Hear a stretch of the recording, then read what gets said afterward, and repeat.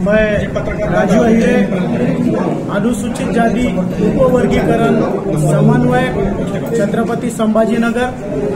मैं यहाँ पर यह कहना चाहता हूँ कि अनुसूचित जाति समाज में जो कुछ कई सालों से लड़ा चल रहा है, पूरे देश भर में अनुसूचित जाति जो है एससी प्रवर्ग, उसमें जो उपवर्गीकरण होना चाहिए, जो कुछ पिछड़े समाज है उन समाज को न्याय, हक, विकास, उनका एजुकेशन विकास, उनका इकोनॉमी डेवलपमेंट, ये जो डेवलपमेंट है इसके लिए भारत भर में जो आंदोलन हुए उस माध्यम से सर्वोच्च न्यायालय में एक याचिका की गई।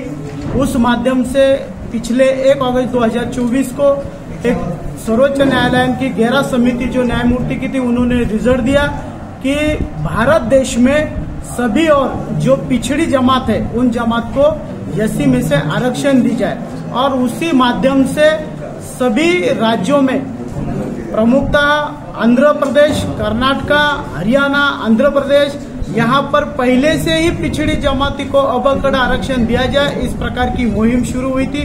कई आंदोलन शुरू हुए, उन्होंने लागू भी किया था, लेकिन उनका वो जो आरक्षण लागू किया गया था वो उन्हें नाकारा गया था। उसके लिए सर्वोच्च न्यायालय में गए तो वहाँ के जितने भी हमारे नेता हैं उन्होंने सबने मिलकर वहाँ पर सर्वोच्च न्यायालय में याचिका की, उसका रिजल्ट है। उसी माध्यम से हमने महाराष्ट्र सरकार को विनती की कि सर्वोच्च न्यायालय ने यहाँ पर निकाल दिया है, और उसी माध्यम से आप महाराष्ट्र में भी हमें एबीसीडी के माध्यम से आप आरक्षण देना चाहिए। उस माध्यम से महाराष्ट्र सरकार ने न्यायमूर्ति अनंत बदर साहब के नेतृत्व में एक समिति गठित की, और उस समिति के माध्यम से कई राज्यों में जाकर उस समिति ने एक अभ्यास पूर्ण किया, और उसी माध्यम से राज्य में भी उन्होंने उस समिति का कार्यकाल एक लिमिट कुछ देते हुए उनको उस प्रकार की एक लिमिटेशन डाल की दे, और उस माध्यम से उसका अहवाल आया। उस अहवाल के माध्यम से अबकड़ सुनिश्चित रूप से इस राज्य में लागू किया जाए, इस प्रकार की सरकार की भूमिका थी। पिछले महीने में ही माननीय मुख्यमंत्री देवेंद्र फडणवीस साहब इस बारे में पॉजिटिव है। उन्होंने कहा कि जल्द से जल्द मैं इसको अबकड़ करने के माध्यम से काम चालू है और पूरा हुआ है, और जल्द से जल्द मैं करने वाला हूँ। माननीय उप मुख्यमंत्री एकनाथ शिंदे साहब, इन्होंने भी हमें बताया कि हम इसके लिए पॉजिटिव है। उन्होंने सभागृह में भी चर्चा की।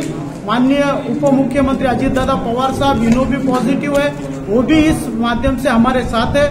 इसीलिए हम चाहते हैं कि जल्द से जल्द अबकड़ किया जाए, क्योंकि उन्होंने जो बदर समिति उसको जो 6 महीने उन्होंने जो एक्सटेंशन दिया है, तो वो क्यों दिया है, ये समाज में संभ्रम निर्माण हुआ है कि सभी सरकार तो कह रही थी कि जल्दी से जल्द बनाना है, तो फिर क्यों नहीं किया गया। इसके लिए हमने समाज के सभी नेता मिलके एक समिति यहाँ पर गठित की, और उस माध्यम से आने वाले 29 सितंबर को सवेरे 11 बजे क्रांति चौक यहाँ पर बड़ा आंदोलन होने वाला है, और उस आंदोलन के माध्यम से जो बदर समिति को 6 महीने जो एक्सटेंशन दिया गया है उसे रुकवाया जाए और जल्दी से जल्दी अबकड़ किया जाए, ये हमारी मांग है। आंदोलन में कहाँ से लोग आने वाले हैं? आंदोलन में जिला भर के लोग हैं। हमने जिला भर के लोगों को पहले इकट्ठा किया है। मराठवाड़े की राजधानी है, और राजधानी के माध्यम से संदेशा जाने के बाद हर विभाग में इसके आंदोलन होने वाले।